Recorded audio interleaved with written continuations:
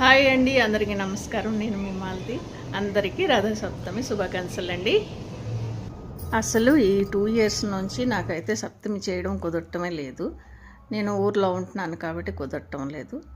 ఈ సంవత్సరం మా ఇంట్లో ఉన్నాను కాబట్టి సప్తమి అయితే చక్కగా చేశాను. దానిలో మనకి ఆదివారం పడ్డది కదా, చాలా మంచిదండి. మార్నింగ్ 6 o'clockకే నా పూజ అయితే అయిపోయిందండి.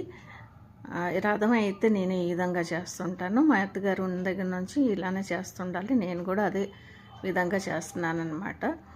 ఇంకా పాలు 3 సార్లు పొంగిన తర్వాత 3 పిడుకులు బియ్యం వేసి బెల్లం వేసి చెరుగడ్డతోని కలుపుతూ ఉండాలి. ఇంకా పరమాణం అయిపోయిన తర్వాత సూర్యనారాయణమూర్తికి నైవేద్యం పెట్టేసి నీళ్ళ ధర అయితే ఎత్తేసానండి. ఎత్తేసి ఆరతి ఇచ్చేసాను అనమాట. మన యూట్యూబ్ ఫ్యామిలీ అందరూ ఆరోగ్యాలతో చల్లగా ఉండాలని కోరుకుంటూ దండం పెట్టుకున్నాను. దండం పెట్టుకొని అందరికీ తాంబూలాలు అయితే ఇచ్చానండి. మేము ఉండేది బెంగాలీ ఏరియా అండి.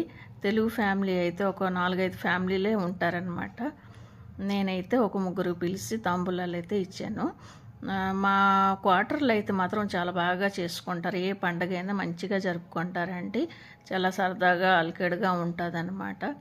ఈ సంవత్సరం ఈ విధంగా అయితే రథసప్తమి చేసుకున్నానండి.